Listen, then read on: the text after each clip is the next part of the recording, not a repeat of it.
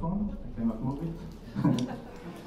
Okay, so first of all, good evening, ladies and gentlemen, representatives of associations, members of political parties, press, and friends. Thank you very much for coming, especially the ones that had some trip to come and to join us today in one of the other Europeans in Catalonia event. So Europeans in Catalonia is a pro-European association founded to give visibility to the rights and interests of EU citizens living in Catalonia. We promote pro-European values, inform about Europe, and we defend the right to vote of EU citizens regardless of their nationality and place of residence. Our mission is to spread the values and benefits of belonging to the European Union, deepen the idea of European citizenship, and promote cohesion among European citizens from their diversity and the full exercise of their rights. Our main activities of our association are to disseminate information about the EU and its institutions, to represent and address the concerns of European citizens living in Catalonia at a local, regional, national or European level, broadcast a weekly radio program in English at Radio Cultura. It's FM 101.8. Today we recorded a couple of programs about the same topic we are having here today. Organize events related to the EU and to Europe. One is, of course, the one we are today all together. And conduct campaigns to help citizens to register to vote. We left you some flyer with information that we did to help foreigners, EU citizens and not only, also other nationalities, to vote in the last elections. And we invite you all to know us better on the social networks and our website and participate in our events, and if you want also to join our association and defend the rights we try to defend. On October 26th, we have our next event. We will be in a stand in the Barcelona International Community Day, organized by the Barcelona Town Hall.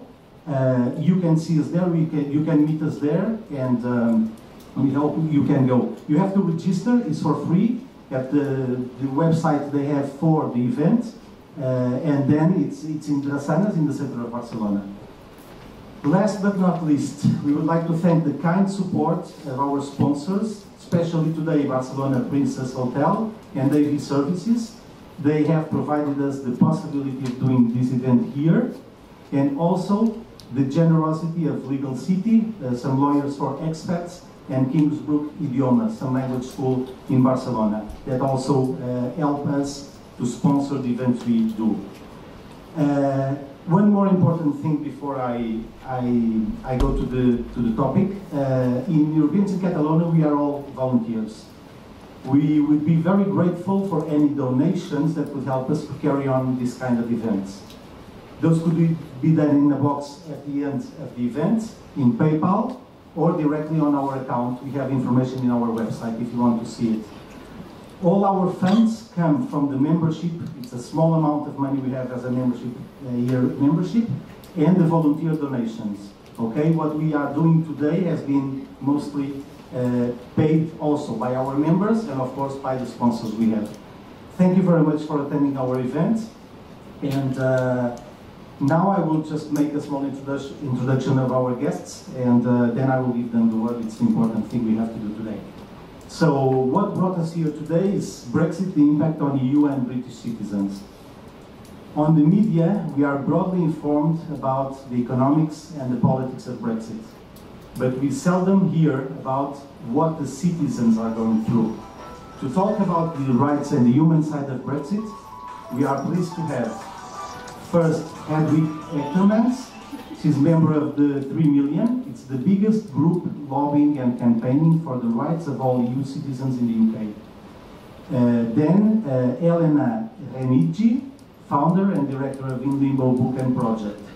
It's a compilation of testimonies and documents to understand the harrowing human cost of Brexit.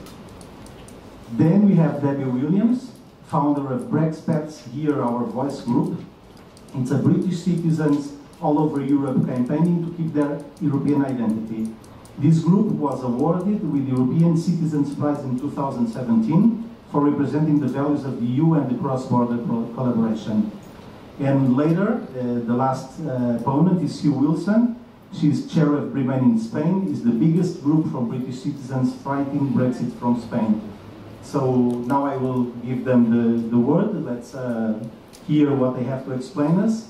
Later you will have the opportunity of putting questions. We would expect those questions to be as brief as possible, because we would like to give the opportunity to speak to as many people as possible. Okay? So thank you very much for coming, and now we start. Thank you. Thank you, everybody.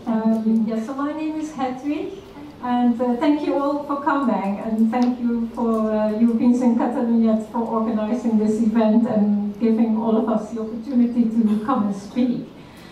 So indeed, my name is Hedwig. I'm a Dutch citizen, and I'm living in the UK since 2001. And since beginning 2017, I have been an active member and lobbyist of the 3 Million. The 3 Million is the largest grassroots group campaigning for retaining our rights as we had before the referendum. So, Vote Leave promised us, and everybody it's there in front of their bus, that for us there would be no change. We would automatically be granted status, and we would be treated no less favorably than before Brexit. And also Michel Barnier from the EU side stated that the citizens' rights would be the highest priority during the negotiations. And he said so that to both representatives of the 3 Million as well as British in Europe when they met with him in March 2017. So our campaign and lobby basically is to retain our existing rights after Brexit. No more, no less, and as was promised by all sides. And we do this by lobbying in Brussels, both in Brussels and Westminster, together with the British in Europe. There will be no divide and rule between our groups. And we lobby in political parties. In the UK, we talk to MPs, we talk at fringe events, at party conferences. We're speaking at hearings at the European Parliament, and we're giving evidence at select committees in Westminster. And we lobby as much as possible all EU 27 member states. So, our current rights are based on the EU freedom of movement rights. So we all, as many of you, we all moved into different countries within the EU based on the freedom of movement. However, when the UK leaves, these rights will cease to exist. And we in the UK, as EU citizens, need new post-Brexit immigration status under the UK immigration law. And what they come up with for us is called settled status. However, it's actually more an unsettling status because it's less rights than we have now. And in case of the no-deal Brexit, which is looming again in a few weeks' time, these rights will be hollowed out even more.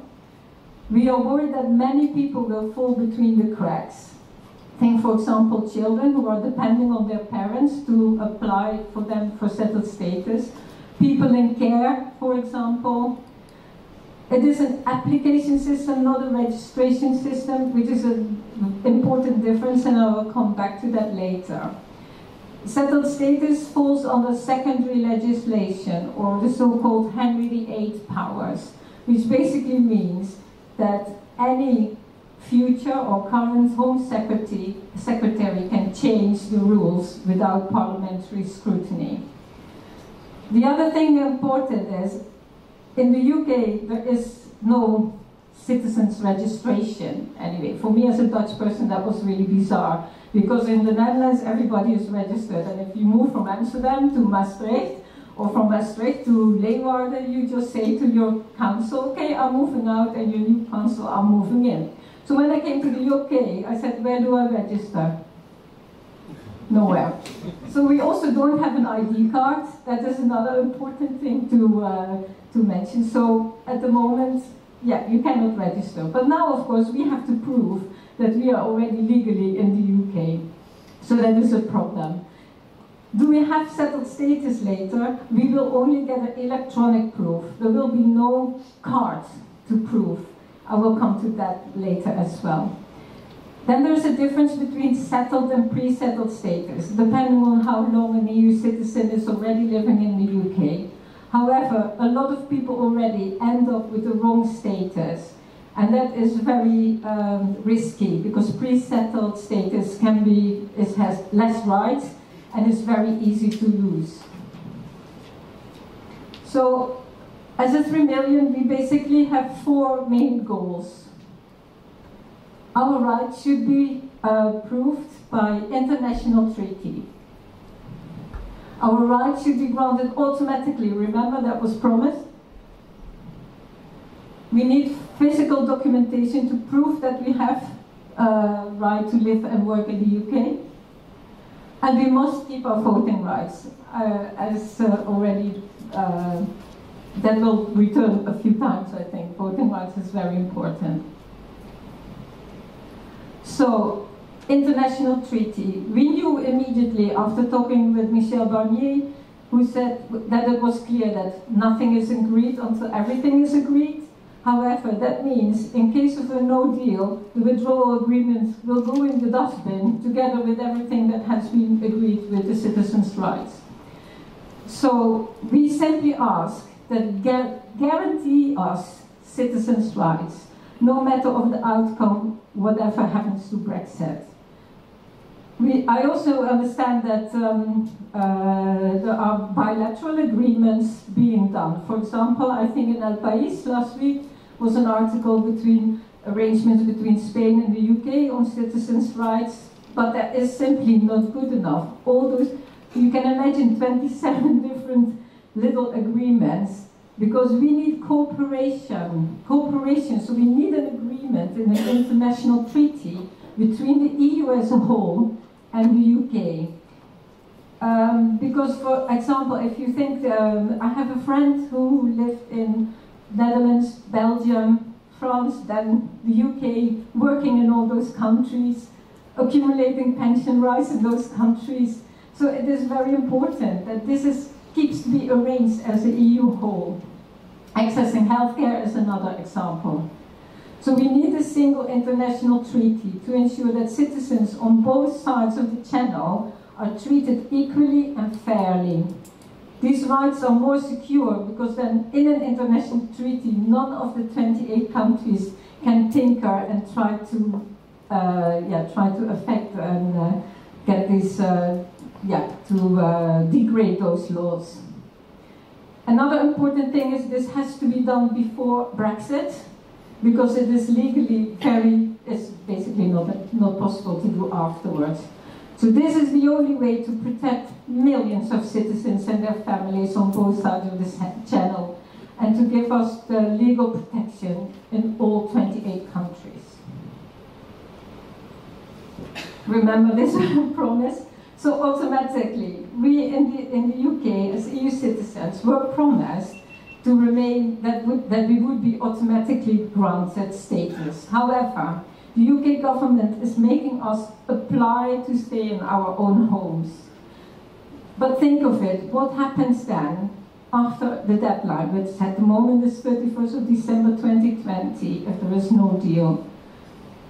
After that, people who, for whatever reason, have not applied will not have a legal basis to stay in the UK.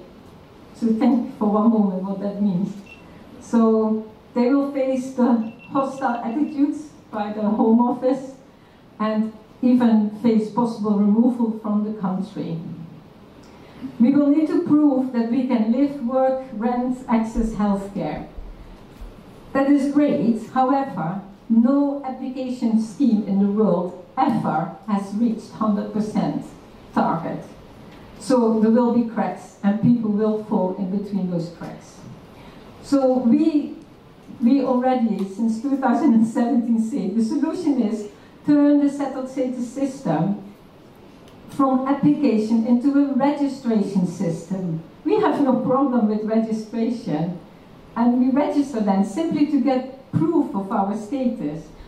it's a bit like your passport. You have a passport, but you're still a British or Spanish citizen, even if you don't have the passport. And that is what we want with the settled status. So the other problem is, once we have settled status, we will not get a physical proof. And we will be the only immigrant group not having a card or a stamp in our passport. So at the moment, it's no problem. We can rent, we can get a job with our European passport. But obviously, after Brexit, that would not be possible anymore. So if we get settled, when we get settled status, we have a so-called digital-only status, which the Home Office claims is very simple and safe. However, I will not go through it, but you can see if I would want to work for this company, this is what we need to, me and the prospective employer would need to go through. It's really not that simple. Plus, of course, we all know online systems, they can be temporarily offline.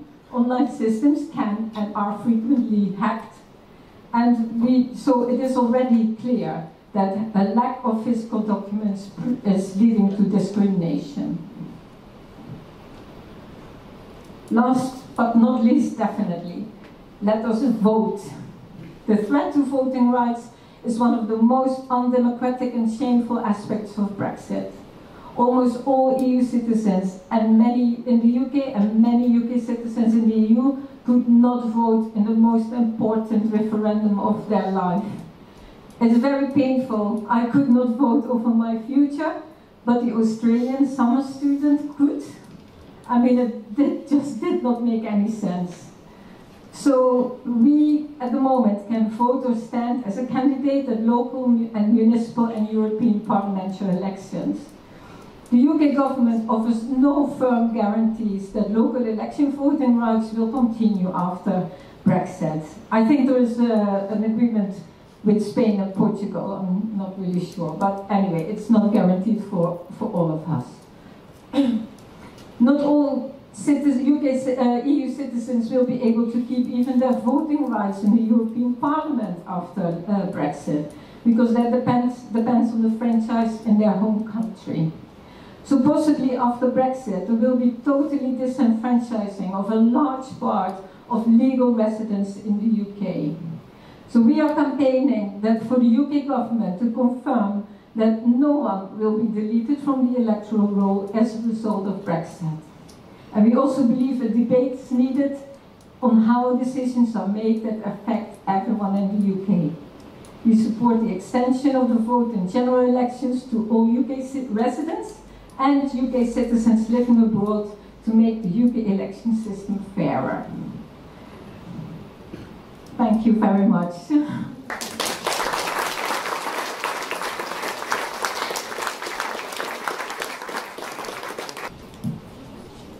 Good evening, everyone. I'm Elena, I'm from Milan, and I have lived in the UK for over 14 years with my husband and son. I'm very pleased to be here tonight, and before I start, I would like to thank Mamen and the Europeans in Catalonia for the very kind invitation. Muchas gracias, moltes gracias. I've been asked to speak about the human cost of Brexit. So to start with, in March 2017, I opened a Facebook group and I started a project called In Limbo, which resulted in the publications of 2 books, not-for-profit books, of testimonies called In Limbo and In Limbo 2. The first book is about EU27 citizens in the UK, and it's edited with my French friend Veronique, whose sister's here tonight. Bonsoir. And she lives in Barcelona. And the second one is a collaboration between our group In Limbo and Brexit Sierra Voice with Debbie Williams. So the aim of these 2 books is to show the human side and the human cost of Brexit, which in my opinion has been largely underestimated. So the idea of In Limbo stems from my own personal experience when I applied to become a British citizen. I had to send kilos after kilos of documents just to prove that I had been living in Britain, because the Home Office just didn't believe it. And this on top of the documents already requested. It was a surreal, it was a Kafkaesque process, but this experience opened my eyes to the plight of thousands of others. But there are even more important reasons. The first is that EU citizens in the UK, as well as Brits living abroad for more than 15 years, were denied a vote in the referendum.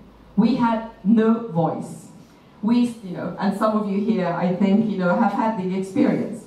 We saw this drama unfolding and couldn't do much. Second, as Hedvig said, we were promised that nothing would change, and instead we become bargaining chips for the British government in order to get a better deal, and our lives have been plunged into a state of prolonged and horrible uncertainty. So this is why I thought that by putting our stories together, they could finally be heard. They could become a much stronger collective voice. I also wanted to inform both politicians and the British public of our distress, of our anguish, and bring them to ask themselves, what can we do? Is Brexit really worth it? So I'm pleased to say that the books have been sent now to over 1,500 politicians and political figures, and on both sides of the channel.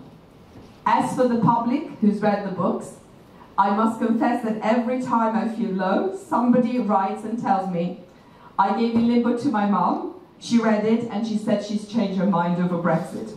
And I feel instantly repaid of all the work. So the first book contains stories of ordinary citizens who have been living in the UK, at times for decades, often are married to British citizens with British children or grandchildren. After the referendum, many of them had started feeling unwelcome, worried, betrayed, and are left wondering, where is home? Where is home now? Alicia, a Polish girl of 12, writes, before the referendum, nobody ever asked me, when are you going back to Poland? Now I hear it all the time. I was born in England and never lived anywhere else. Susie from Germany writes, feeling in limbo is like not knowing where home is anymore, where to feel safe. Another, home is where you're made to feel welcome. No document can replace this. And speaking of documents, Ellie, a Dutch widow, 77, writes, I haven't had a good night's sleep since the referendum. Why? Because many elderly people are deeply worried about having the right documents to prove that they lived in the UK. As I will explain, we've got to prove our right to stay. An Italian lady who moved to London after the war, now aged 90 and suffering from dementia, applied for settled status, was refused and asked to submit more documents. Luckily, her son-in-law helped her, to get through to this, this thing. Imagine if this woman were alone. Imagine how many are in her situation. Imagine having lived in a country for 40, 50 years lawfully, and some of these women were even invited by the British government in the 50s to come and walk after the war in the UK. And now being told, you need to ask if you can stay. Imagine the victims of domestic abuse, like Monique. Many of them would like to run away from their abusive husbands, but need the documents to do settled status, so they're trapped. Imagine how many children, particularly those in care, will be left out. How many parents will fail to apply for them, because many truly don't know. Speaking of children, an Anglo-German girl of 7 last year wrote a very touching letter to Santa. Dear Santa, for Christmas, I would like my mum to be allowed to stay in England, because I don't want to lose my friends and family. In France, on the other side of the channel, a British boy, Adam, writes, Nana is getting quite old. She could never manage having to move to the UK if we had to return there. It would kill her. So children are affected too by this climate. They worry about their families, they worry about their parents. How can this be fair? The Polish girl of 12 I was speaking about before was asked to go back home. Countless EU citizens have been asked that. Polish and Eastern European communities or EU citizens living in strong lit areas have often been badly targeted. Joanne from Barcelona says, "My children are afraid of speaking Spanish when they leave home." Many others tell us they are afraid of speaking their mother tongue in public. Hannah, a British woman, was in a supermarket with her Romanian husband. This, forgive me the language, but this is what she wrote. The husband was tapped on the shoulder and told, "Fuck off back to your country. We don't want your sort here. We voted to get all you fucking foreigners out." And then to her, "You had children with this man? People like you need putting down." So this family left Britain, and now it's Hannah's rights who are at stake. The atmosphere has sadly changed in Britain. Was this there before? Possibly, and it's not only a British problem, I'd like to point out, but Brexit has validated certain racist attitudes, has allowed certain xenophobic and racist rhetoric to thrive. I know it's difficult to speak of these topics, but I think we need to speak about them, and they're uncomfortable truths, but we need to speak if we want to move forward. As a response, I must say, many wonderful British people have been very supportive. They tell us they're ashamed. We are very grateful, but we tell them, turn your shame into action. Fight for our rights, for your rights, because Brexit will take them away. It will take away your freedom of movement, the same freedom of movement which has allowed us to travel, to marry, to have healthcare in 28 countries. And going back to the UK, EU citizens, as Edwig was pointing out before, are increasingly encountering difficulties in renting, opening bank accounts, in obtaining a mortgage, and it's only going to get worse. So this uncertainty about our rights and the fear of a no-deal scenario is resulting in more and more people either struggling or deciding to leave. Many EU citizens in the UK and Brits abroad have fallen into depression or suffer from panic attacks. For instance, Julian, a British in France, writes, "Brexit has devastated my business and livelihood." And another one writes, "Not everyone copes well with the fear of the unknown, and people are pushed to the limit." How can people not be anxious? At one point last year, we didn't count the number of people in our group to whom we had to suggest to go to the doctor or seek psychological help. This is how serious this is. Others, as I was saying, have instead decided to leave. Brexit is very, very real, and we see it happening in our group all the time. Mamen here is an example. She returned to live here, to Spain. Peer from Germany wrote, "Goodbye, Britain. You were once good to me, and then you were not." Stefan from Germany writes, "In the past year, I learned that I'm a citizen of nowhere. I'm now called a migrant, not an EU citizen. I have to prove that I have a right to stay in my home, in my own home. Even with settled status, I can lose that right again. I will no longer be able to vote in local elections. Many friends were never actually friends. I no longer belong." So Stefan left. It's really heartbreaking to see so many professionals, academics, doctors, nurses, and ordinary citizens leave. So to conclude, as in Limbo, we will continue to raise awareness and to collect evidence of problems with settled status and testimonies from our British friends who are our mirror image and have been totally abandoned by this government, and this makes me so angry. We need to hold this government to account and document everything. We need to speak up. If we don't, nobody will do it for us. My hope is that our work will keep highlighting the human cost of Brexit in terms of suffering and in terms of loss of human rights. One very last thing. I would like now to draw your attention to the two covers of In Limbo and In Limbo 2, put next to each other. Together they represent, you see, a man and a woman, they represent a family, our European family, which is at risk of being torn asunder. The poet Dante, who inspired the cover and the title of the books, writes: Nel mezzo del cammin nostra vita mi ritrovai per una selva oscura che la diritta via era smarrita. In the middle of my life, I found myself in a dark forest, for I had lost the straightforward path. This is our limbo. But Dante's Inferno, I always like to remind people, ends with the verse: E quindi uscimmo a riveder le stelle. Hence we came forth to re-behold the stars. Is there hope? Yes, always. But our rights are always a conquest too, and should never be taken for granted. Thank you very much for listening.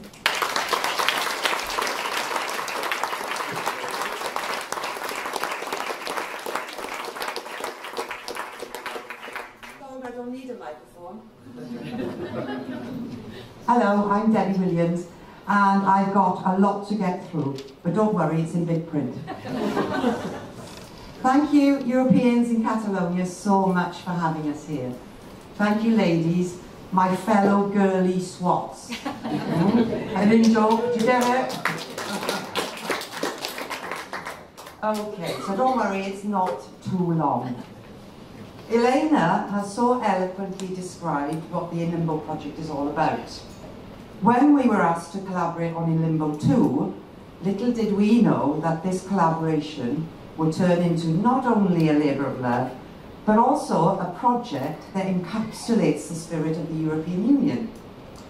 Simply put, friendship and love have developed between the two groups: EU citizens in the UK and UK citizens living in the EU. We are in effect one, and all the project does, everything we've done transcends nationalities and borders. Quite simply, it is a model of cooperation that we are very proud of, and a lot of other people should aspire to, especially in Westminster. The testimonies in the two books are moving, sad and reflective in equal measure. All credit to Elena and the team for creating this most relevant of projects. I'm sorry about my hair, I didn't cut today.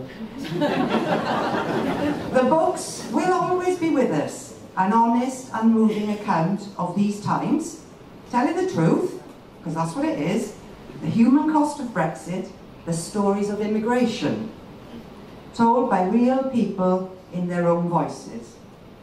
Elena too has already mentioned the themes, but to reiterate the main feelings running through In Limbo 2, they are bereavement, loss, sadness, shame, and my favourite, anger. As one author put it, until the referendum, I considered myself an expat. But in 2016, something happened to my beloved homeland. It was split asunder, now taken over by those who oppose everything I value about it, and who despise my fellow Europeans living there. It truly does break my heart. During the last 3 years or so of campaigning, it's become obvious in our group, Brexpats Hear Our Voice, that the subject of our loss of identity, which we Brits never really thought much about, I don't think, it's come to the fore. Much is written in Limbo 2 about it. Mrs. May, ooh, infamously called us all citizens of nowhere, which we took as a personal affront, and which shifted the axis of our self-identity. This is a complex and personal subject, I guess. One size doesn't fit all, but most of the British living in Europe that we've spoken to were comfortable in their multi-layered identity, e.g. I am Welsh, British and European, no particular order. Now it seems that many are forced to choose between their different aspects of their identity, and to choose between the nationalities they were born with in some cases. Many who are eligible are obtaining other citizenship. Anyone in this room got, because of Brexit? Hands up, I'd really like to get a good snapshot. Okay, that's quite telling. And of course there are others who are not eligible. So identity is a very important part of the Brexit debate and the conversation around it, and we should not forget it. I'm going to do a quick diversion now about that dreadful word expat or expatriate. You see my name in the group. Brexpats. Sorry, I'm getting really excited now. Never a dull moment with that. It's always like this, I beg your pardon. Okay. So, this name, the Brexpats part, has now become a burden to bear. I formed and named the group on the day of the referendum result before I truly realised the negative stereotypes that the word expat conjures up. I'll leave stereotypes to Sue. But we have asked our group members if we should change the name, because we all hate it really. But the overriding decision was based on feedback that we won't change the name because the name is known and it could be counterproductive. So if anybody say, if you hear anyone say, I'm not joining Brexpats because they've got that awful name, well, everybody hates it. So believe me, as soon as this nightmare is over, it will be gone. Okay. So not only have I fallen off the stage and I've lost my place, I have got a big section in here I can leave out, which I may very well do. Okay, I would like to ask you all another question. Could you please put your hands up if you have ever lived in another country? It doesn't have to be a European country. Wow! Hands up if you've lived in more than one European country. Including the UK? Oh, I suppose so. Okay. Again, this is an amazing room of people, so I guess we're all on the same page. Okay. I've asked you this because I would like to talk a little bit about mobile citizens and rights now. It's not going to, hopefully not too boring. As a steering committee member of British in Europe, we work with the 3 million. That's another hat I have on. We've been involved in advocating for citizens' rights together with our friends since our inception in late 2016. It is fair to say, I think, that the subject of rights on Brexit is complex, legally intricate and politically challenging. I wrote a short opinion piece encompassing some of my thoughts on this subject and it was published a few weeks ago. I was also inspired to write it after reading recently an article about the civil rights movement in the USA. And I guess you all know these, but I want to give you 2 quotes. The first one, John F. Kennedy. The rights of every man are diminished when the rights of one man are threatened. And the very, very wonderful Martin Luther King Jr. said, injustice anywhere is a threat to justice everywhere. So, my article, I have cut it down. What are rights if they can be removed at the drop of a hat? So, prior to the EU referendum in 2016, the Leave campaign, as Hedvig said earlier, unequivocally stated that the legally exercised treaty rights of EU in UK and UK in the EU would not change, they would be protected. These statements were misleading and untruthful. What those inaccuracies highlighted were that many people, including high-ranking officials across government, did not, and still do not, understand what rights actually mean, nor do they understand the legal treaties that underpin these rights. So citizens' rights are our rights. They are civil, political and social rights, and they sit side by side with our human rights. These rights have developed over time to enable social inclusion and social citizenship, making for an inclusive and democratic society. So historically, human beings have fought and died for these rights, from LGBTQ+, did I get that right, Molly? Yeah. Thank you. To racial equality, to universal suffrage, naming but a few. Okay, there are still some countries in the 21st century without some or all of these rights, and one example now is the territory of Hong Kong. As we can see right now, the people are protesting about many inequalities, but above all, the key issue, again, rights, universal suffrage. Very important. So, we the 5 million, now, that's us all caught up in this situation, find ourselves in this precarious position where we will have lesser rights than before. If, and I'm going to say this, if the UK leaves the EU at all. Our voting rights have already been compromised. A large percentage of us were not allowed to vote in the referendum and were disenfranchised in a vote that affected our livelihoods, homes and families, inflicted on us by an intended advisory referendum, short on facts, impact studies and plans, And that is still the case over 3 years later. So what is now patently obvious is that we are in a situation of divergence and inequality. The UK has a population of approximately 65-66 million people. From that figure, 17.4 million voted to leave. In other words, 17.4 million people voted to remove rights from us, the 5 million, themselves, and importantly, the UK population as a whole. So there should be an outcry, an outpouring of defiance, but unfortunately it appears that this is either too complex an issue or apathy is prevailing. Which one do you think it is? Apathy. Apathy. So, the Remain movement and citizens' rights groups all understand the implications and what is at stake, especially freedom of movement. Freedom of movement is not just about travelling or going on holiday. It's a life changer. It's two-way, not just into the UK, an entrance to studying or a much bigger job market, which is important. Those of us who have had the opportunity to use it know that it's not just for the privileged, it is for everybody from all backgrounds and walks of life.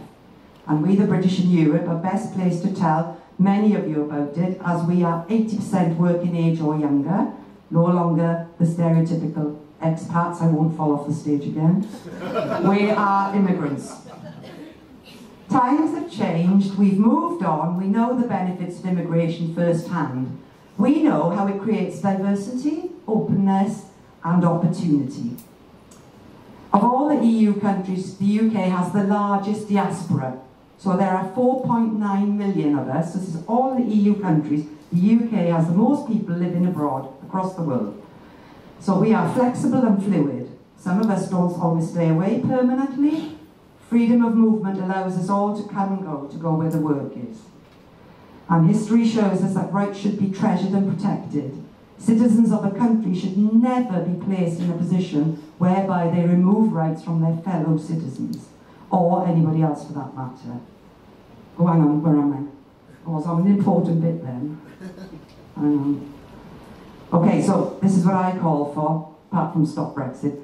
I call for Article 50 to be revoked now, because this is in theme with the rights, followed by a government-funded educational campaign informing people and the government themselves on how rights work.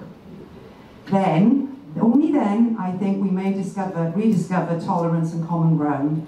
This is sorely missing out of this debate, and putting people before politics, where they should always have been at the forefront of any political dialogue.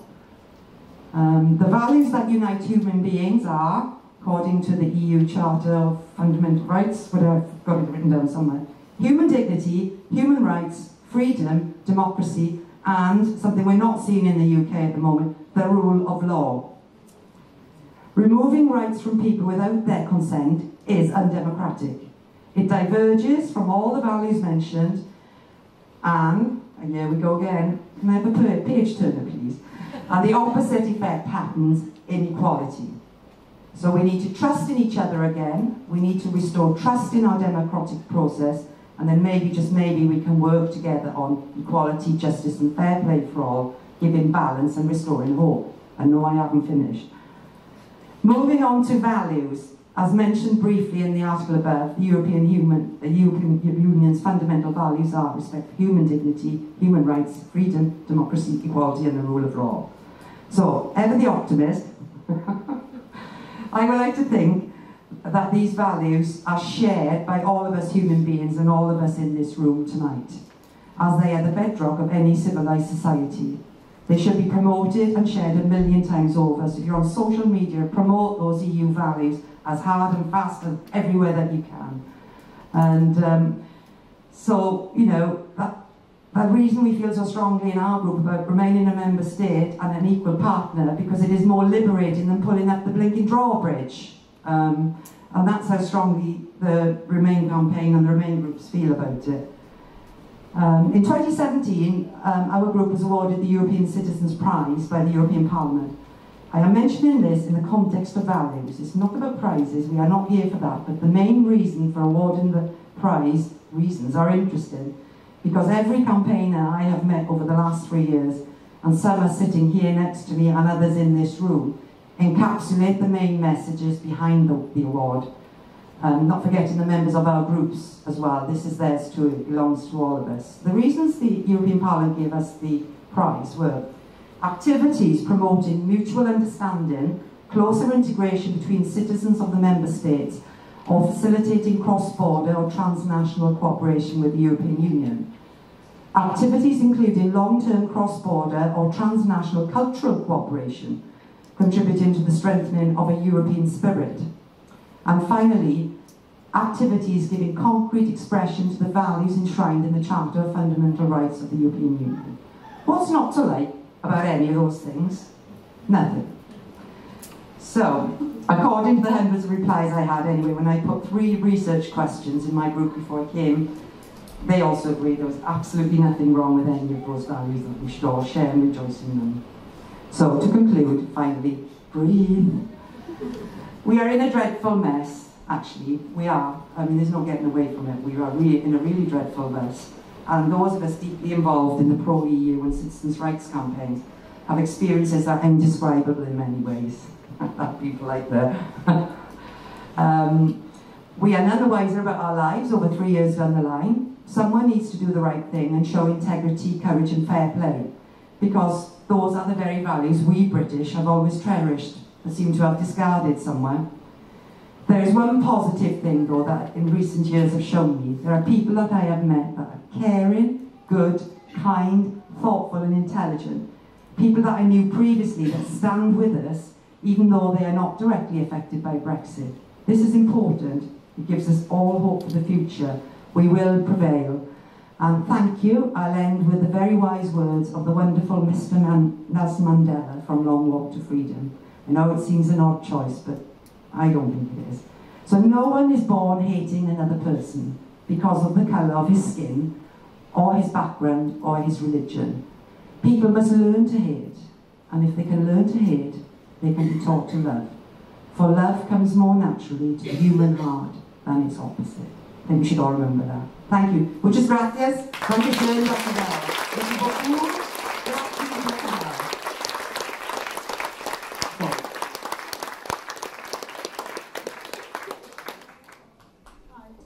By talking about who are. Start really by talking about in Spain. Who are? For a start, we don't even know how many of us there are. The figures would say it's 300,000, although that has recently gone up, as lots of people who were living under the radar are trying not to. But in truth, we don't really know. It's probably 2 or 3 times that number. So there could be as many as 1 million Brits actually living in Spain. I want to talk about some of the stereotypes and misconceptions about who we are. I'm 66, I've lived in Spain for 12 years and I live on the coast. That is as far as it goes as to whether or not I'm a typical British citizen who lives in Spain. If you read the papers or see the media, you will think that we're all over 65, probably over 75, that we're all retired, that we don't speak any Spanish, we all play bowls, or bridge, or golf.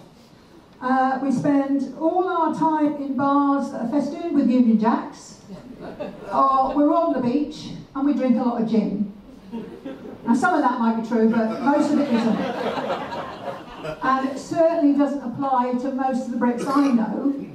And in terms of the age of the population, it's very misleading because, as Debbie mentioned, only 20% of the Brits in the EU are pension age, and in Spain it's slightly higher, it's 25%. So that means that 75% of the Brits in Spain are actually younger working people who don't necessarily live on the coast, who are integrated with Spanish society, who have Spanish friends, Spanish family, Spanish lives. And a lot of those people have children who are much more Spanish than they are British. So what you see in the papers is not always the truth. Most of us actually wouldn't go in one of those bars that you see, especially that one in Benidorm, if we would die in a thirst.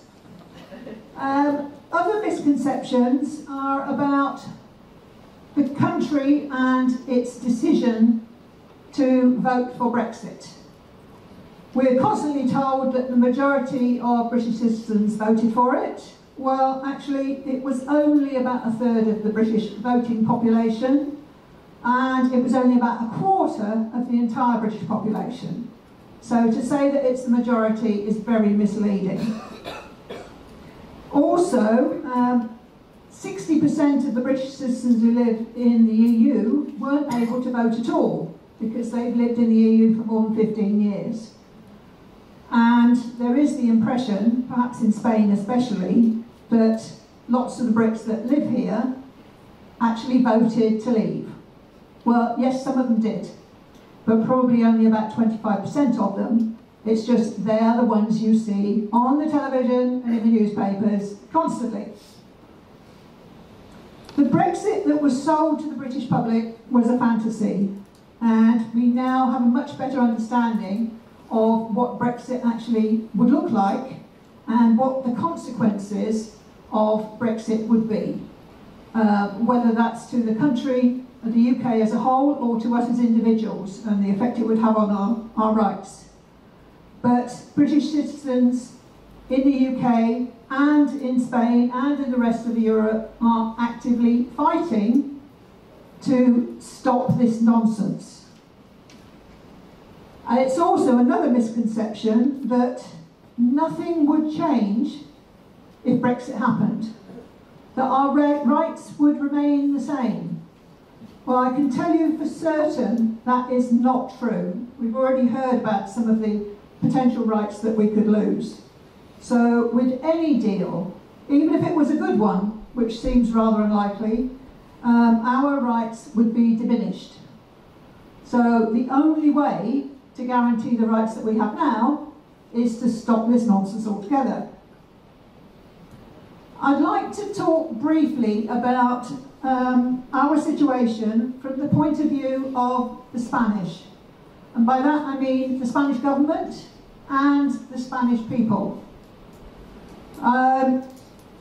Firstly, I'd like to say to both, thank you, because we are made to feel welcome here. We do not have to put up with the kind of intolerance that EU citizens have to face in the UK. And whilst we do suffer a lot of the same issues and have a lot of the same concerns, that is not one of them. We are welcome here and we are grateful.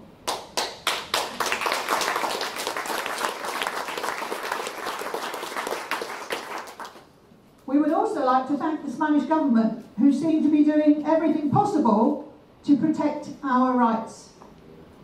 Admittedly, the offer that's on the table that was in the Royal Decree back in March is only in the event of a no deal, and the big but is that it's contingent on the fair treatment of Spanish citizens in the UK. So, whilst we have every faith that the Spanish government are trying to do everything they can to protect us, it's not in their hands. It's in the hands of the UK government. So, Remain in Spain do not spend our time lobbying the Spanish government. We spend our time lobbying the British government, because this is all they're doing, and they are the ones that have our fate in their hands. There was an incident recently when the British government made an announcement about the healthcare for pensioners in the event of a no-deal Brexit. There was a blanket announcement to all Brits in the EU saying that our healthcare would be guaranteed for 6 months in the event of a no-deal Brexit. First of all, we were expected to be grateful for that. Sorry, no. Also, it rather contradicted what we'd already been told by the Spanish government, and it became obvious very quickly that the government had made a mistake and that this announcement only applied to British citizens in 26 of the 27 EU countries and not Spain. But despite us having the largest British community in Europe, they didn't bother to tell us. So thankfully, the British Embassy in Madrid were very quick to act and to bring us up to date and to tell us to ignore what we'd just been told by the British government. It wasn't the case.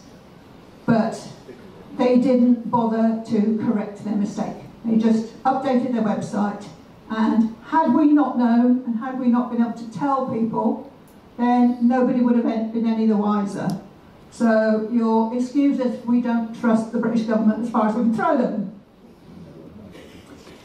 Finally, I'd like to just talk about where we are now. Well, I've probably rewritten this section about 4 times in the last 4 days, because if I read the news now, I'd probably have to change it again, because things are changing so fast, it's a job to know where we are. But there's a few things I'd like to say that I am personally convinced of. First of all, we are not leaving the EU on October the 31st.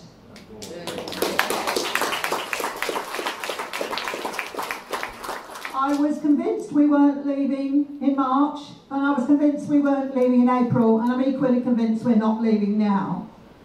The deal, for want of a better word, that Boris Johnson has just presented to the EU is worse than what they've seen before, and has been immediately rejected, as we all knew it would. I don't know why he thought any different, but he probably didn't. So we are in a situation where there's no deal apart from Theresa May's deal, which nobody in Parliament wants to sign up to. No deal has in effect been taken off the table as long as Boris Johnson doesn't break the law. And the EU are actively discussing an extension. And they are saying today it doesn't necessarily have to be Boris Johnson's signature on the request for an extension. So if you're worried that this is all in Boris Johnson's hands, I can assure you it is not. It is in the hands of the British Parliament, who will want to avoid a no deal at all costs. So there is everything to play for. Brexit is not inevitable, and the longer it gets delayed, the less likely it is to happen.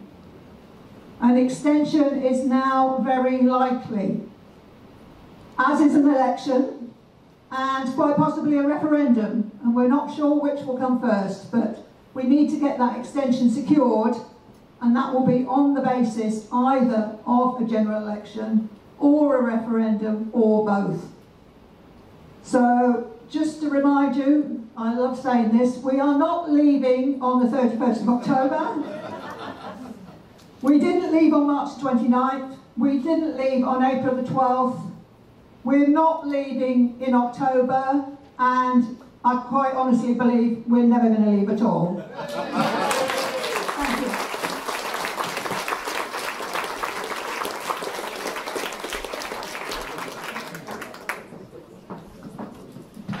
Hola, soy Amy, soy de la asociación. No tengo un discurso, solo estaba escuchando y quería hacer un par de comentarios, porque estas mujeres han hablado mucho de... let's start again, I'm sorry. Okay. For those that can't speak English, you just got a short reprieve. Now I'm going to do it in English, of course. So, I'm from the association, my name's Amy, and I wanted to make a couple of comments about these lovely ladies, because they've been talking a lot about Brexit and our rights, or the rights of the EU citizens, etc. But they didn't say too much about themselves, and I was with them today with Mammon. We interviewed them in our radio program, and we learned about some incredible things that they've been doing, and some of these associations have actually posed legal challenges against Brexit that went to the High Court in different countries, in the UK and overseas, and that's incredible. And it's not just incredible because, you know, it happened, and I think it's incredible if we just talk about these were people who had sort of other careers and other interests, and one day the Brexit happened and they stood up and said, I'm going to do something about this. And none of them are politicians, none of them are professional activists, and they just said, the time has come. Something like that, right? You know, and since then, and that's just 3 years, you know, here they are, and they've done incredible things. So I just wanted to say, I think we should definitely give them a big round of applause.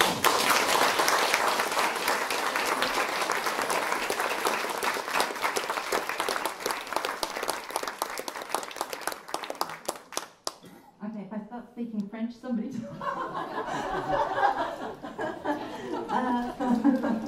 Okay, we're going to have questions and answers, and so just while you're thinking about the questions you want to ask, is just another couple of things. So the radio show that the 2 radio programs that we recorded today at the studio will be on air. The first one will be tomorrow morning at 9 AM on Cultura FM, so it's Cool, C-O-O-L-T-U-R-A, Cultura FM, at 101.8 in Barcelona area. And the second program will be on Monday at 9 AM. Okay? And if you're going to forget that, just, you know, in our Facebook page and Facebook groups, we're publishing that, and afterwards, if you can't catch it live, we will post the link so you can listen to it as if it was a podcast. Okay? If anybody after the meeting tonight has any questions, just look for people with badges that are members of the association, and you can approach us and ask anything.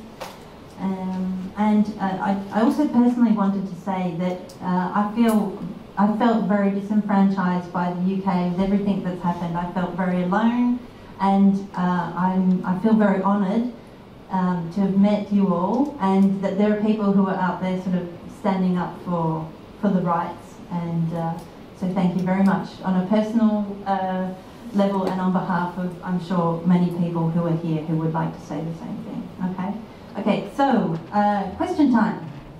First of all, thank you ladies. Your presentations were very moving and heartfelt, but I think you're talking to everyone in the room who feels like you do.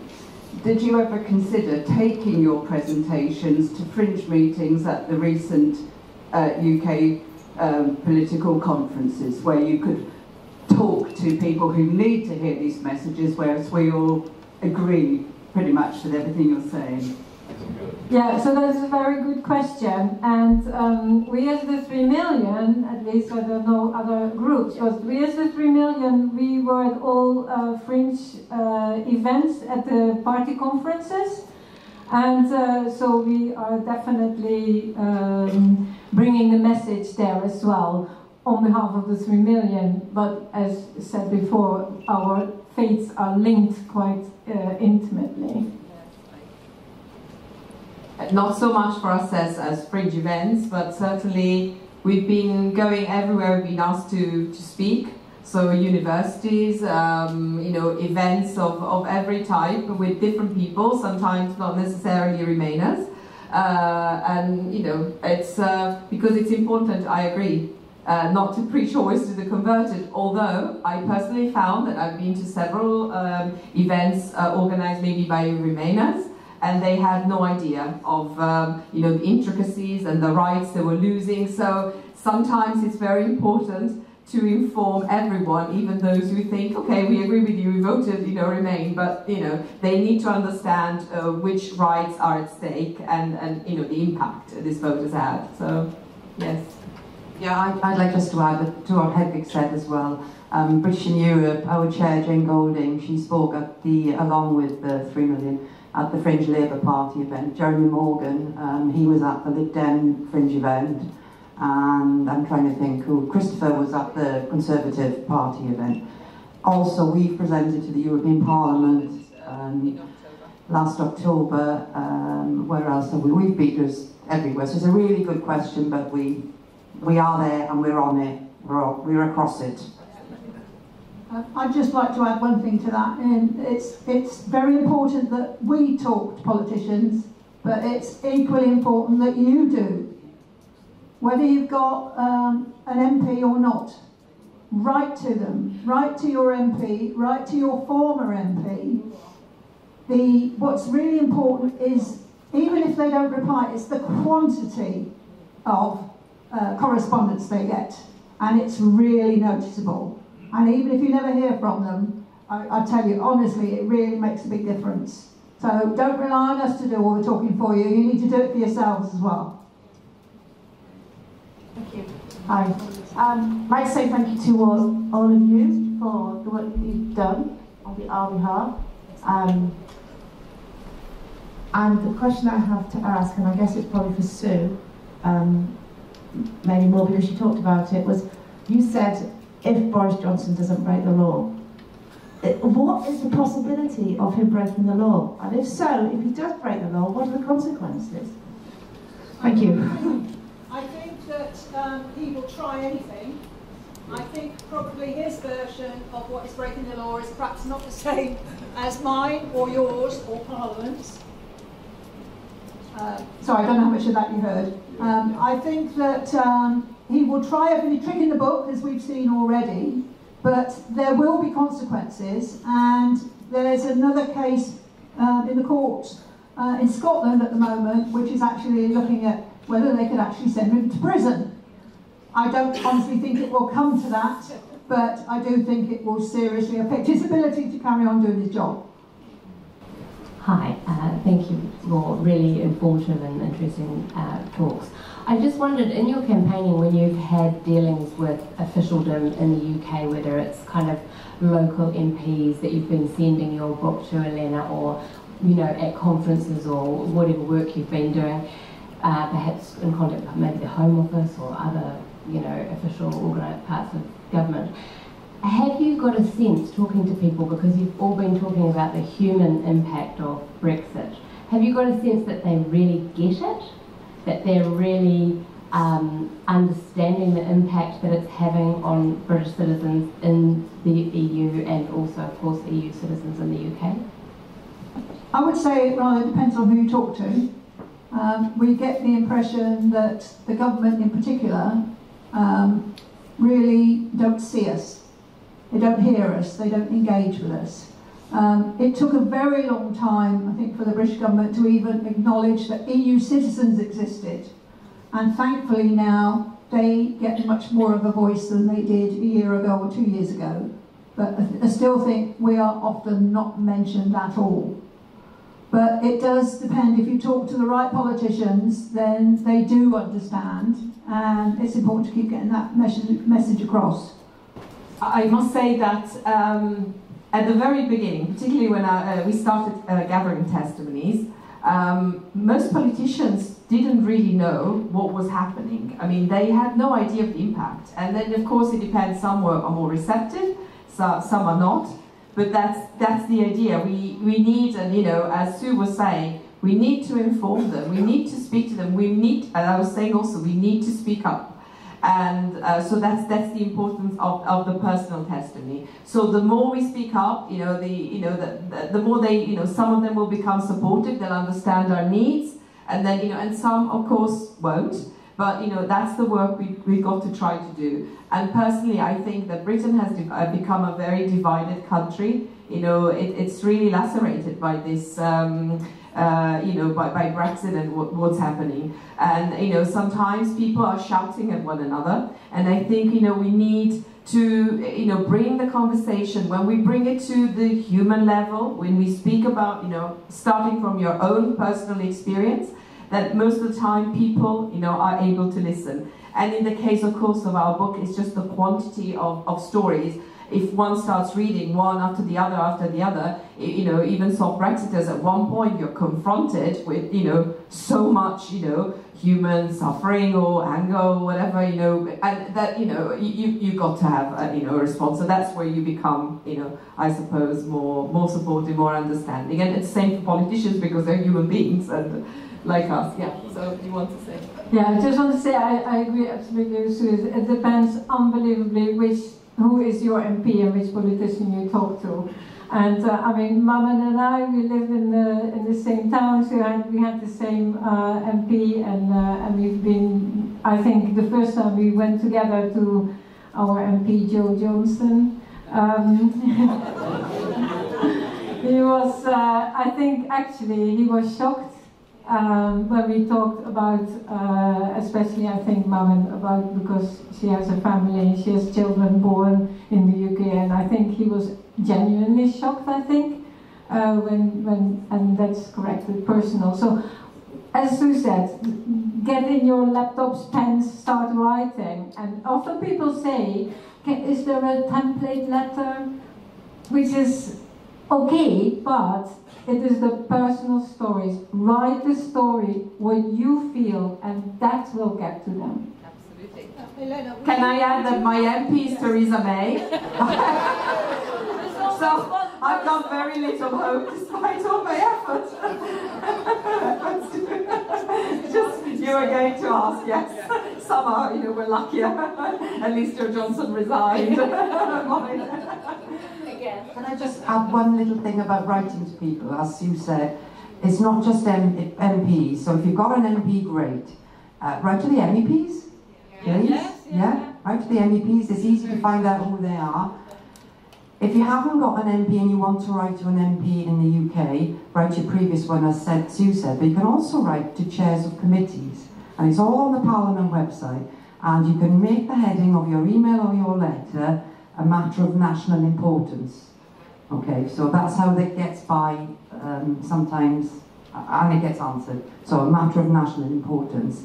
And the other thing that we've been doing a little bit more now in our group is writing to local newspapers. Your local newspaper in the town that you came from in the UK, write letters, give them stories, and it's really starting to work. We should have done that a long time ago. Now, that question wasn't for me, but I just wanted to answer something because we actually, our first stop when we were organising this, we went to the consulate and we said, can we do this in conjunction with the consul? And we had a meeting with Annabella Sprout, who is the Vice Consul of the British Consulate here in Barcelona.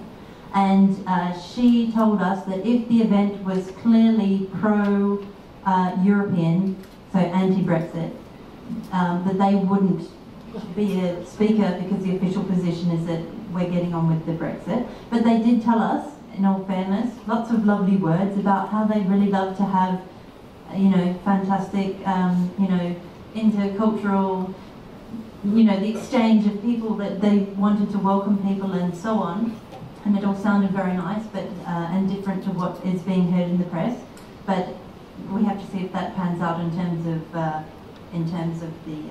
you know, the laws. And so finally today I rang up. I didn't tell anybody. I'm sorry, you're finding out now. I told the consulate that we are having that event that you're not coming to, and we just like to, you know, extend the invitation. If you don't want to speak, would you like to come and sit in the, you know, in the audience? And they sort of went, oh well, no, I can't give that message to the consul or the vice consul. And I said, well, it's actually quite important because there's going to be, you know, hundreds of people. And they said, you can send an email. And I said, can I please have the email address? And they said, go to the website and use the contact form. Okay.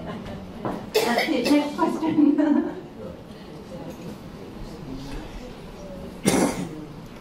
Yeah, hi. You've done a fantastic job talking about the human aspect of all this, but I was wondering about the economic case for immigration, because I don't know whether there's much research has been done. I've seen a few statistics banded around, and whether there could be a sort of some complementary work that will go with some of the either the individual cases or the overall cases that might make some of the more less humane members of Parliament look up and think about the economic aspect of it. Although my expertise is on citizens' rights, but I think, I think it is very difficult for me to say, but if people are not already convinced that the economical, that Brexit or no deal, especially no deal Brexit is bad for the UK as a country, let alone for the people involved, yeah, I don't know. It's, yeah, I actually don't know what to say. It is a good, but on the other hand, a lot of, in the UK is talked about the economics, and we feel sometimes because it took a long time, like Sue said, that the citizens were actually being talked about I mean, we were, the EU citizens were the last ones who had a policy paper in case of no deal. I mean, there were many, I think, I lost track of Brexit ministers, but I think it was Dominic Raab at the time, who then had many papers on fishery, on agriculture, on customs, and then finally in the end we came as well. But yeah, I thought you need to ask an economist. Yes, and even, I mean, it's of course it's important, the economic impact, but the problem is most of the public who disagrees, dismisses as fake news. It's always, I mean, it's good, project fear, fake news. So it's really hard. I think it's under everybody's eyes. If people have eyes to see, they see. We see all, even from all the EU citizens who are leaving. We see academics, we see scientists, we see doctors. There's truly, I mean, the amount of people, nurses, for instance, last year, I think that 95 or 97% of nurses who were supposed to move to Britain to work didn't. I mean, what more proof do people want? And yet they don't seem. The problem is sometimes, personally, I feel, you can speak to the mind of people. Populists, I always say, they speak, at the belly, but we need to speak to the heart. And, we got to try at least to speak, and see whether, maybe making a case of, look at my life, look at even my business devastated, let me tell you how I feel. And I've seen when we went to the European Parliament, we had some members of the Commission there, quite stern looking and everything, and they were in tears. And, you wouldn't expect that from people at that level. But, of course, I mean, they're human beings like us. And maybe they had never really heard that, approach, like first-person speaking and saying, this is, the impact. So, yeah, more than that, you cannot do. I think, it's evident. Brexit is a bad idea. It cannot be, it's not economically viable, I think. So, yeah, so I don't know whether you want to add something else. I wasn't just thinking about the general economic argument of Brexit. I was thinking about more specific economic, cases about either family situations or that back up your cases, that sort of thing. Right? Yes. So how much tax people pay compared with benefits they use. Well, tax-wise, I mean, it's been proven that EU citizens bring into the country more than they. But there's also a risk about that sort of discourse. I mean, it's perfectly, all right to know that, we bring something to the economy. But it's also a very risky one, where, you enter into the narrative of the good and the bad migrant. To me, they're only good and bad citizens, like meaning citizens who, are trying to integrate and do their best to be in the country, like you do here in Spain. But if we start saying, oh, this person is a good migrant because he earns a lot, and the other one does not, so therefore, and then, if a person, what if a person falls ill? What if a person? So, the idea of freedom of movement is really the circulation of EU citizens. It's the beauty. It's a great gift, that Europe has given. And it's a gift that we should value, and not, not look at people just for what they bring, but, for who they are, and, and what they, sometimes you can't quantify. How can you quantify the work of a carer, for instance? Maybe, I know a lot of EU citizens who look after in-laws. That doesn't have an economic benefit, but, it does, in a way, how, it really helps society. So that, to me, is a good citizen. So. Is that what you wanted, the answer? Because I'm not quite sure I understood the question, if I'm completely honest. Can I just say something about it? Go on then. Hi, I'm Bill, and I do stuff a bit with Remain in Spain, but an awful lot more with Dorset for Europe, which is one of the many groups that's in the UK, out every weekend with Brexitometers, etc. And our feeling about this now is that you actually don't count at all with the people who are trying to push this forward, because the only way it makes any sense is for them to make us a low regulation economy, and that's why there is so much money being pushed into pushing it over the line. I agree with Sue though, I don't think it's going to happen, so don't panic. But if you haven't yet seen The Great Hack, how many people have seen The Great Hack? One or two. If you haven't seen it, please watch that, because that's certainly worth understanding where a lot of this has come from. And I'd also just like to say that what you said about writing is absolutely really important. We've been busy writing, we've had sort of writing workshops, we've been down the pub basically, let's be honest, with some beautiful postcards of Dorset, etc. And getting people to write to whoever they wanted to. So in fact, a lot of the time we've been writing to the people who've been supporting us and saying thank you. So the Dominic Greaves of this world, etc. Because it's all very well writing to people who we feel it's a waste of time, like Mrs. May, etc. But how about giving all those people who've been getting foul emails and foul letters, you know, for what they're doing to try and protect our status in the EU, saying thank you to them, because I know they make a difference. I haven't been down to Sodom as much as I would like to, but whenever I have been, they've also been saying the same thing. Elspeth, who's down there all the time, representing Remain in Spain, representing us all really, says that the people come out and they talk to her and talk to Steve Bray and say thank you for sending these letters. So please, please, please do that. And also, if you have any connections in Britain with people who are saying, I'm all on my own, I feel intimidated. I had this even the other day. I mean, the network's been out there for ages. Somebody in Lincoln saying, I feel I'm the only Remainer in the whole of Lincolnshire. I said, go and look for Lincoln in Europe. Lincoln for Europe. Look for your local group and then help them. And that will really begin to help you feel better about it all. Because it feels pretty shitty being on your own, doesn't it? But it feels much better when you realise you've got a group of people who are working with you, working for you. So just to say that as well. And who's coming on the march on the 19th of October? Whoa, I was hoping for a few more hands, because I think that's really, really, really important, if you can possibly make it then. Okay. Sorry. Yeah, there's the 12th, of course, because they moved the date. That's absolutely right. Hey, well done. So 12th or 19th, whichever you can make. Are they in Barcelona, those ones? Sorry? Are they in Barcelona?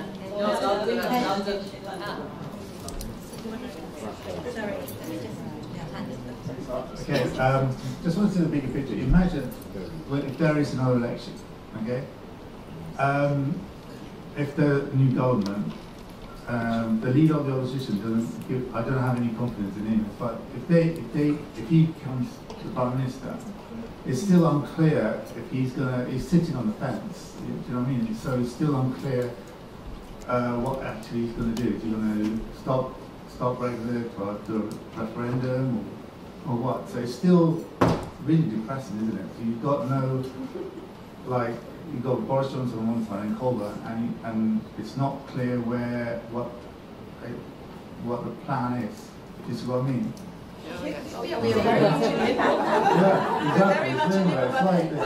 There's always hope. I mean, I think, you know, we really need to do whatever is possible. We need to push as much as we can, because one day we can sit down and say, I've done my best, which is not the best, but it's whatever you can. I think that an election right now would actually not solve anything, because it wouldn't move us any further forward than we are, and it's unlikely that anybody would get a majority. So I think that the thinking, even within the Labour Party now, is that a referendum has to come first.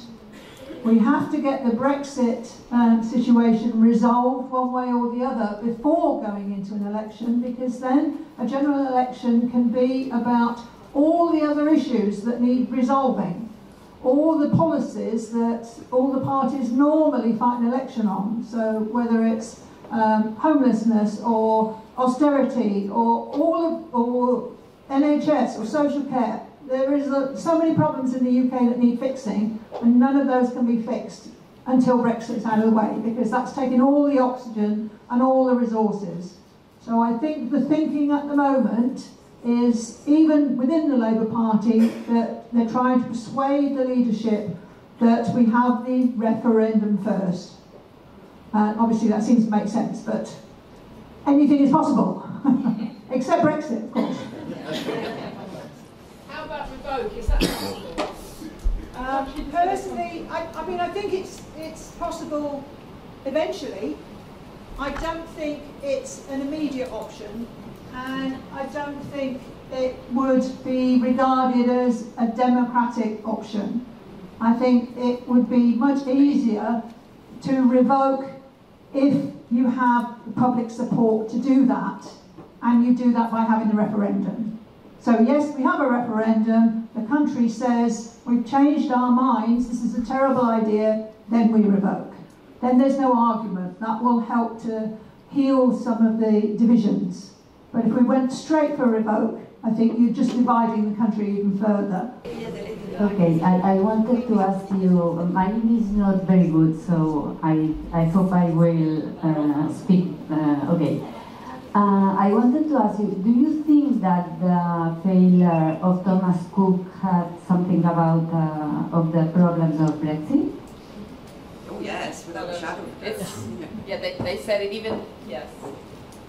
Even on the BBC, which has not been particularly generous to admit, you know, that Brexit was the cause of certain things. You know, I always found that it was always between line, hidden here and there. They mentioned Brexit. I mean, you know, it was the second cause mentioned by BBC, which probably means that it was the main cause.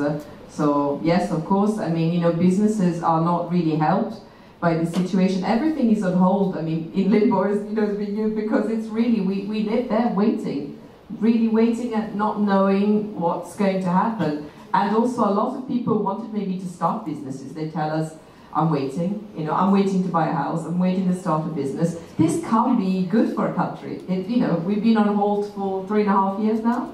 Imagine if people are waiting to have their children. I mean, how long? It's been years already. Where do I have my children exactly? Hi, I'm a member of Remain in Spain, and thank you, Sue, for keeping us all sane. Yes, I've been sending emails to lots of MPs all over the UK. I've never been an activist before, and they do write back sometimes, and they are grateful, including Dominic Reed, so I'd second that. My question is, I'm a psychologist, and I always work with culture change in big companies. And the one question that you have to address, I think, when you want people to get on board with something is, what's in it for me? And whilst I think there are people with empathy who hear a story that's somebody else and they feel sad, an awful lot of the people, it strikes me, who are behind leave, it's because they've been sold a slogan, you know, take back control or whatever it is. Now I'm worried about if we get another referendum, what's the rallying call of the Remain side, which is going to appeal to the great undecided or the great group that you can influence, who, you know, vote on Strictly Come Dancing and vote with slogans and simplicity rather than complexity. That's any views? To that one is. One thing I would say is that we have to think about the things that we have in common with those who voted differently from us. And there's one thing that we all have in common. We have all been let down by this government. No matter how you voted, nobody is getting what they want. So we have to look at the ways in which we are similar, the places where we have common ground, and that's got to be where we start. Because this situation is good for nobody, no matter what side of the fence you sit on. Just want to add a little bit to that as well. That was a really interesting question, thank you very much. I was reading about something very similar on Twitter yesterday, I think it was. And one of the suggestions that was the most popular on this thread was to move away from Remain versus Leave, if there's another referendum, and to use the word stay. Stay is stronger, stay, because it's got a different sense and a different meaning. But also, to go back to your the slogans bit, I do believe, and I honestly think that we should never fight fire with fire. So if somebody says will of the people, or, you know, I don't believe in going back with more sound bites. This is my own personal opinion. I think we always keep the higher ground. You don't agree? Do you not agree?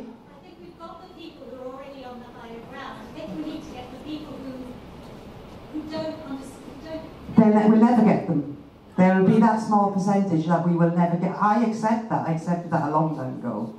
They're in my own family. I mean, it's just never ever going to happen. But it's the ones, there is a softer element. And I think if you keep the language, I would say the same. You can speak stronger. But I don't think that fighting slogans with slogans is the way to go. Remain tried that in the run-up to the referendum, and look where that got us. It got us nowhere. Can I say something? I remember once I was in a course actually with the 3 Million, and there was Love Not Hate, that campaign, and they were explaining how, you know, we need to appeal to the centre, the sort of soft, you know, levers, let's say. These are the people, even with the book, that we have been able to draw to ourselves, because maybe they said, oh, I wasn't informed, oh, I didn't realize the human impact, oh, you know, and these are the people you can talk to. Then there is, you know, an element of, you know, core, like strong levers, and these people are really, really hard to convert, let's say. So normally you've got to look at the centre, and how many people also haven't voted. I couldn't vote, but I was saying today, I think at the radio, I remember that on the day of the referendum, 2 teachers were talking and saying, oh, are you going to vote? Oh, I'm not sure, I don't know what to vote for. And I was thinking, oh, I can't vote, and here are 2 people who, you know, could be bothered. And we need, these are the people we need to, you know, to speak to and to encourage. But I agree, totally agree, that, you know, we can't keep shouting at one another. At one point, you've got to say, okay, let's have, you know, a conversation. Let's look at one another in the eye and speak. So, yes. Wasn't one of the problems in 2016 that young people didn't go out to vote? And how can you address that? There's 2 in this room that really need to stand up. Molly, I can just discuss that actually, because in my group I have a group called Young European Voices, which is by young Europeans for young Europeans, and it also includes third country nationals, UK in EU and EU in UK. And what we do as well is we're trying desperately to get young people involved, because they, like, one thing, they have many fears. Just to highlight one of them, is they're afraid, if they are politically active, of not getting a job, because a lot of employers sadly see it as, you know, a disadvantage, when I personally see it as a positive. But they have that issue. The other one, of course, also is that they have apathy. And they sometimes say apathy kills, because they're being passive and they do care, but I'm trying to say to them, get out there, get in the streets, protest, get on social media. And that's the hard bit. I mean, it's also, it doesn't matter what age group you are, it's trying to get them to do it. And it's saying, like, getting them to care and going, okay, you see, like, how they're protesting for freeing Nelson Mandela, the civil rights movement. That was all, a lot of the time, that was based on the progress came from young people. And that's definitely one major issue we're having at the moment, and I think that's in numerous young European groups. You said something very good about the apathy. Yeah. That's a real problem in Britain. You know, it's really to get people engaged. You know, it's true that a lot of people, and you know, many British know, it's not really common to speak about politics. You don't speak politics on the table. Whereas, you know, us, you know, for instance, I'm Italian. We live. You know, we always speak of politics, so it's much easier for us. But that's, again, these are the people that we need to reach out. And I think, you know, young people like Molly, who are really an example, are doing, you know, a lot to, you know. We're trying our best, but it's just hard. I mean, that's one thing that just frustrates us on a daily basis, even in our own friend groups. It's in our friend groups, our universities, our families. It's just as we have the same experience, it's not just young people, it's people in general. And so if anybody has any ideas, please let me know. We're getting ready as possible to motivate people. So, well, we've made LinkedIn quite successfully with the Okay, we were supposed to finish at 8:30. It's almost 9, and there's one gentleman who's put his hand up 10 times. I'm going to give him the last question, even though I've been told I had to shut down. I'll keep it short. Okay. I don't need the microphone, I don't think. Hope everyone's all right with that. I think what we're doing is a bit nice. Like, we're writing to our MPs. We're not fighting the MPs, we're fighting sock puppets. Fighting is a strong word. We're up against sock puppets, astroturfers. We're up against robots on social media. If you go on The Guardian, on the SIF, on the comment is free like I do. If Fallafield's here, hello fella. Look, we're not playing with humans here. We're playing with playing with people who are paid to actually go on and fight against our argument with lies. There are lies being spread. How do we fight against that? How do we come up against that? There's thousands of them. Don't because that's the idea. You basically amplify the message. Okay. So if you all stop reading it, I have stopped tweeting, things when, and keep sending instead positive messages or messages you want to reinforce, but leave them alone, because that's exactly the trap they set for us, so that the message gets through. That's the maximum. It's not maybe much, but it's if we all did it, they will stop immediately. So we don't respond to it. We don't engage. I never engage. Don't waste your time when you could be spending that time talking to people who you can convince. That's a good point. Thank you. All right. Okay, so the last word, we really want to give a very special thank you to Mammon, who organised almost everything today.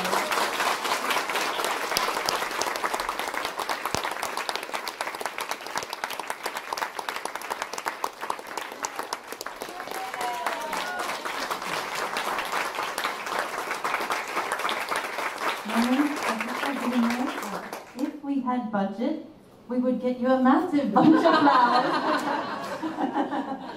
I'm sure a lot of people would like to continue the conversation, so the ladies will be staying around for a little bit here in the bar downstairs. If anybody has a question, feel free to come up to us, to them, or speaking on the way out. But we should start to leave the sala because we're over time. Okay, and just reminding that we would really appreciate any donations that you'll be willing to make so that we can continue this hard work, and the donation box is just over there. I'd just like to say, anybody who's come here from Remain in Spain, I would love to get a photo with all the Remain in Spain members. That would be wonderful. And I'd also just like to point out our special guest at the back who's just arrived after a late flight is EU Super